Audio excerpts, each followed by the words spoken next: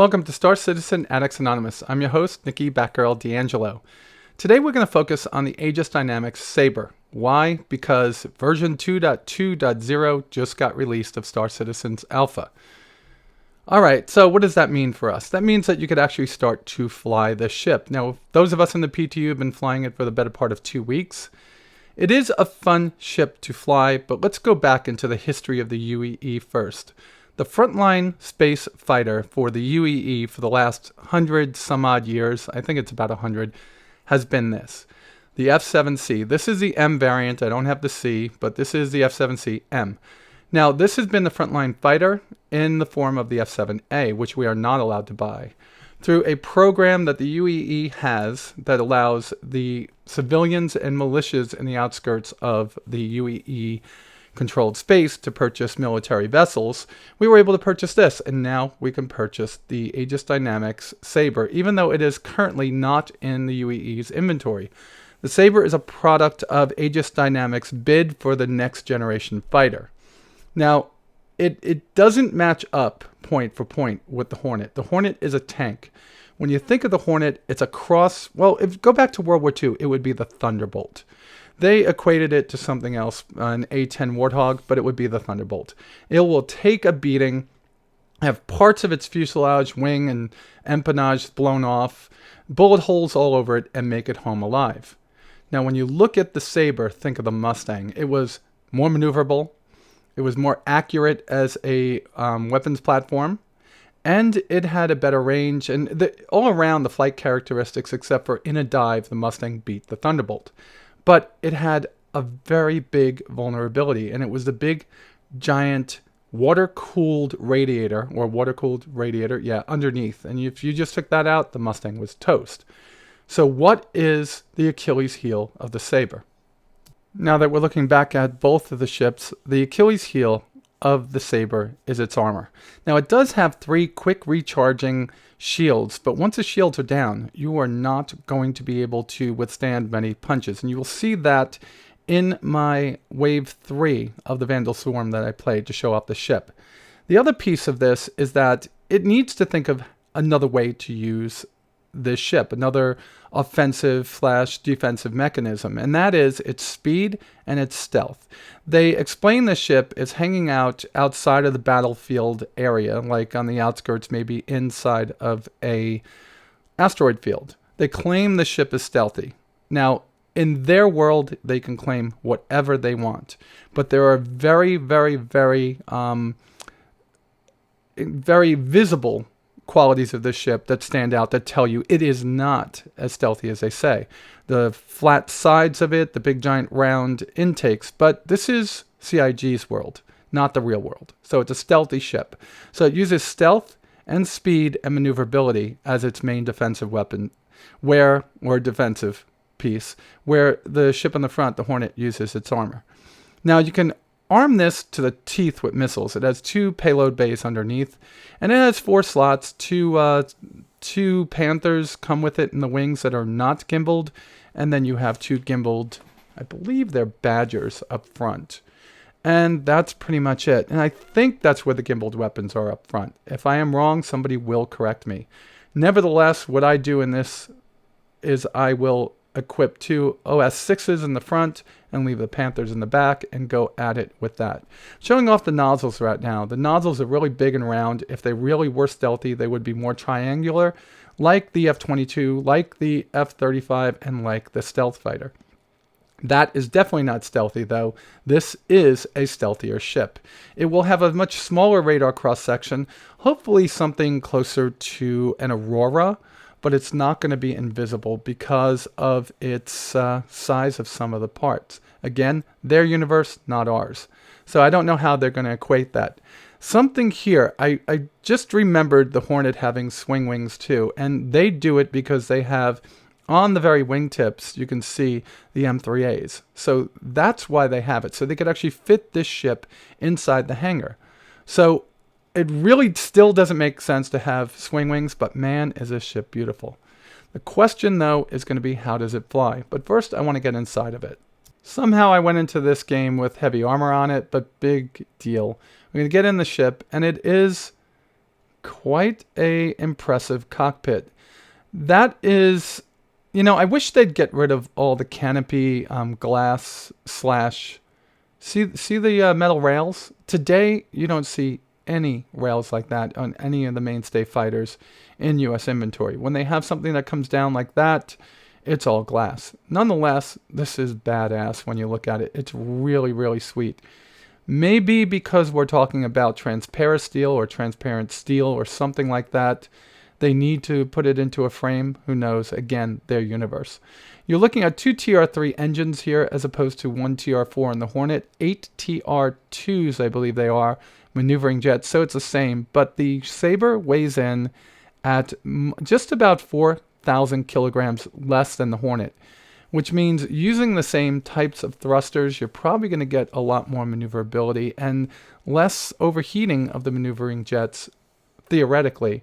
As maneuverability being your main defensive weapon, you're probably going to be maneuvering a lot more in this spacecraft.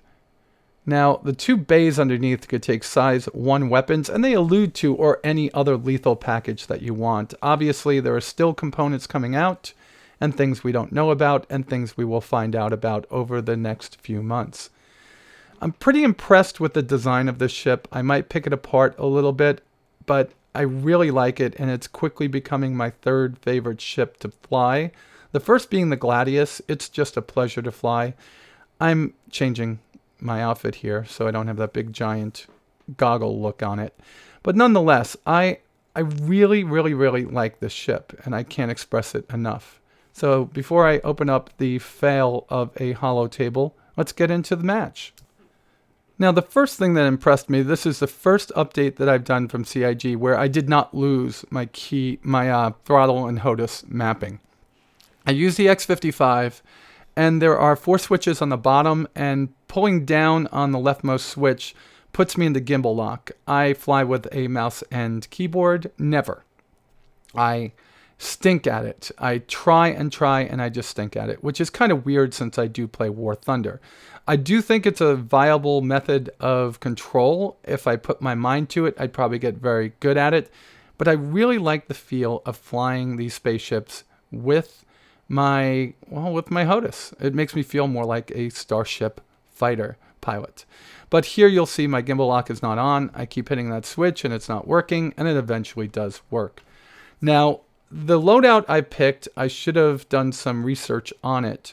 It used to be that with the OS6s, you got 2 or 3 hits in it and the ship in front of you would disintegrate. But being OP as that was, it was only a matter of time before CIG fixed it. And instead, in this game, what I find is I overheat a lot.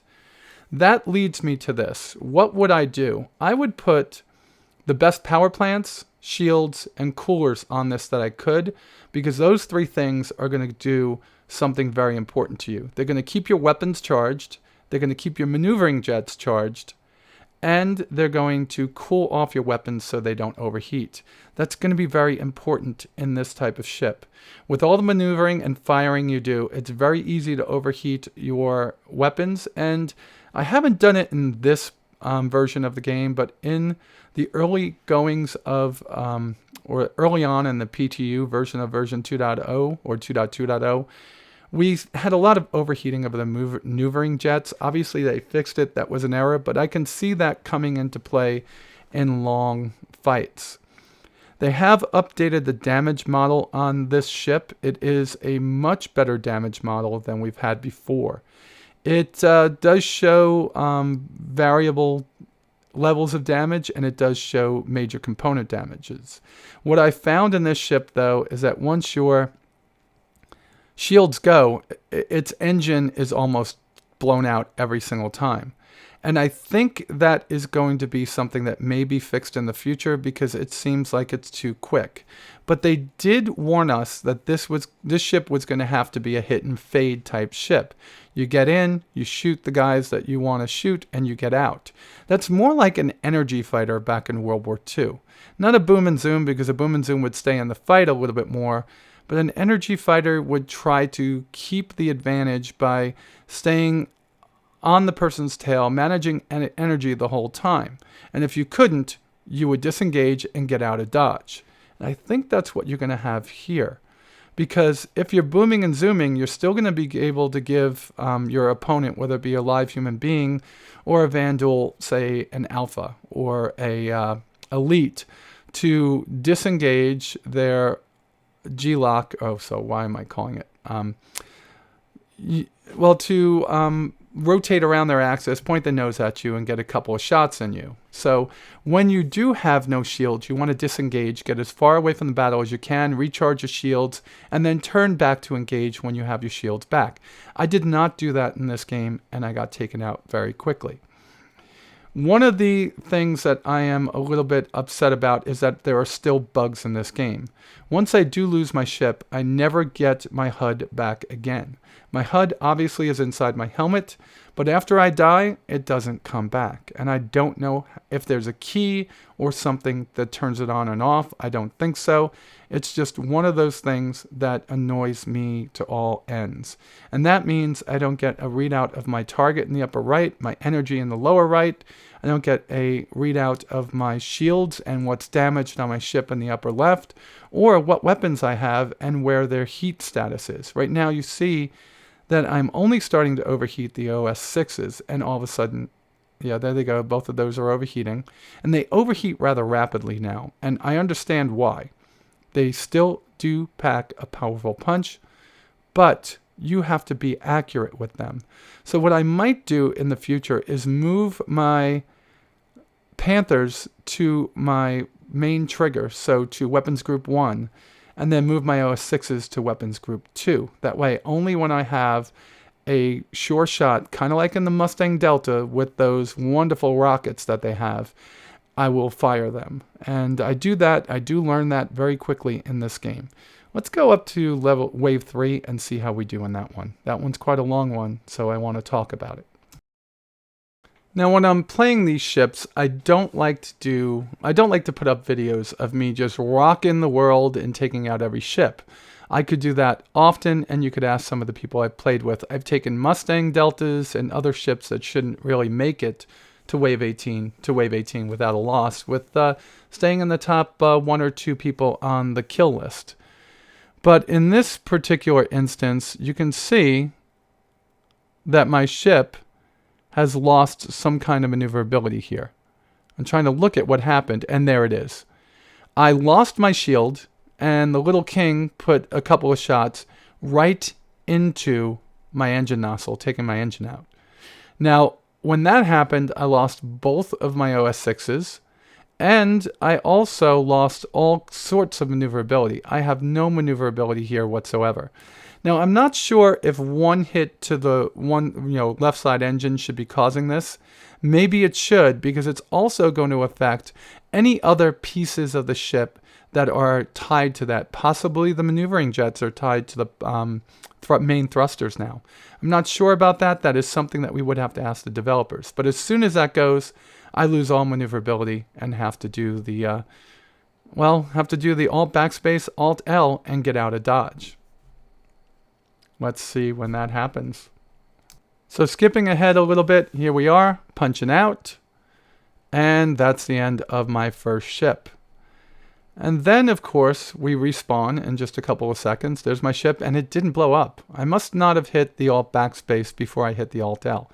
But here we are. Here is where things go awry. And even after losing this ship around level 11, wave 11, I do not get the ball back. I do not get the nav ball or any of the other parts of the helmet HUD. And I don't know if that's a key stroke or not. Nonetheless, it's not something that should happen when you come back into the game. I'm sure this is something that they will fix. Maybe it's something that's in the known issues. I don't know, but it did affect me quite negatively. All right, so this match goes on for quite a bit, mainly because at this point I don't have any accurate pippers, and I don't have any nav ball or a couple of other things tell me which ships are the most important. It just goes south from here. So what are my impressions of the ship currently?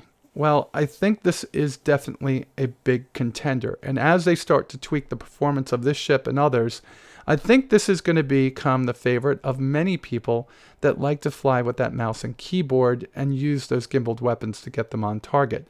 I'm not sure how many people fly with static weapons in mouse and keyboard. I'm sure there are many, but gimbaled weapons seem to be something that the ship would be good at because of its maneuverability and because of the accuracy of the two weapons that you put right next to the cockpit, having a much less convergence than, say, the ones that are in the inside the wing roots. Having Panthers, though, it would be good if they would make the color of the weapons discharge a little bit different or a little bit thicker than the Badger. Nonetheless, I found that this was a great ship to play. It's not something I'm going to give up. I thought I might be. I was disappointed for a little bit on the Vanguard, grew to love it in the end. I was disappointed with the Avenger for quite a while, kind of like what they did with it. And now, am I disappointed with this ship? No, I don't think that they nailed it. But I'm happy with the progress that they've made with this particular spacecraft inside of the PTU. And flying it has been not a dream, but a pleasure. All right, let's get back to the hangar. So I'm going to say this again for those of you that didn't hear it the first time. I don't like to do videos during my reviews of me just rocking the world. And I think that that definitely puts the ship into a different light, kind of like it's better than it is. Showing its strengths and its weaknesses so you can make up your own mind is a much better way of showing off a ship. Do I like it? I'm going to say it again. Yes, I like it. And then you might ask, well, why don't you fly your Super Hornet?